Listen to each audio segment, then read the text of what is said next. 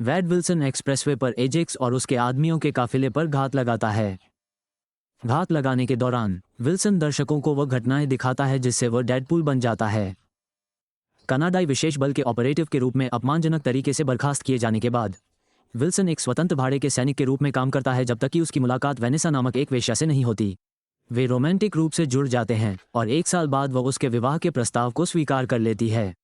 बाद में विल्सन को घातक कैंसर का पता चलता है और वह वेनेसा को बिना किसी चेतावनी के छोड़ देता है ताकि उसे मरते हुए न देखना पड़े।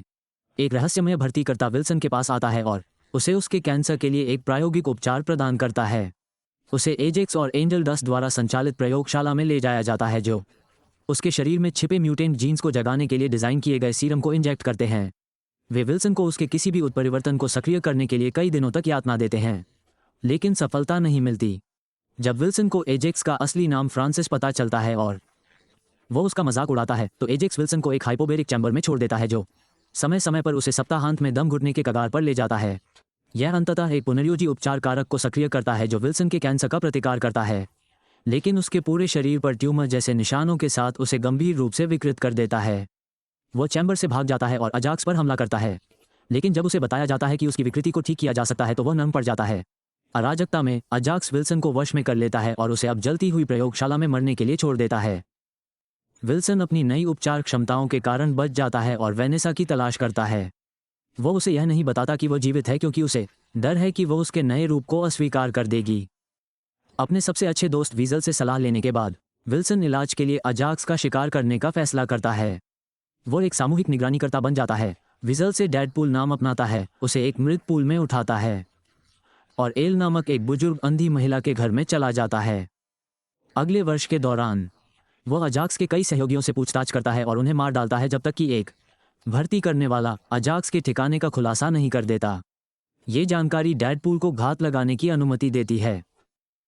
वह अजाक्स के सभी गुर्गों को मार देता है, खुद अजाक्स को वश में कर लेता है और इलाज की मांग करता है, लेकिन पूर्व पुरुष कोलोसिस और उसका प्रशिक्षित नेगासोनिक किशोर वारहेड उसे बीच में रोक देते हैं।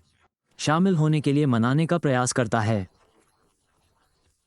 लेकिन डेडपूल उसे ठुकरा देता है। इस कार्रवाई का फायदा उठाते हुए अजाक्स भाग निकलता है और एंजल डस्ट के साथ फिर से इकट्ठा होता है। फिर वे दोनों वेसल के बार में जाते हैं जहां अजाक्स वेनेसा के बारे में सुनता है। मैं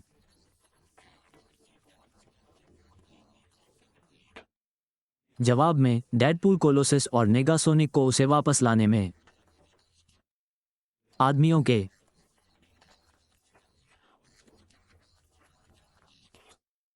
उसे स्क्रैप यार्ड में सेवा मुक्त हेला करियर करने के लिए मना लेता है। वे डस्ट और अजाक्स डेडपूल पर फिर से हमला करता है, लेकिन वो पराजित हो जाता है। वो बताता है कि शुरू में कोई इलाज मौजूद नहीं था और कोलोसिस की विनती के बावजूद डेडपूल अजाक्स को मार देता है। हालांकि वो कोलोसिस से वादा करता है कि वह आगे चलकर और भी वीर बनने की कोशिश करेगा।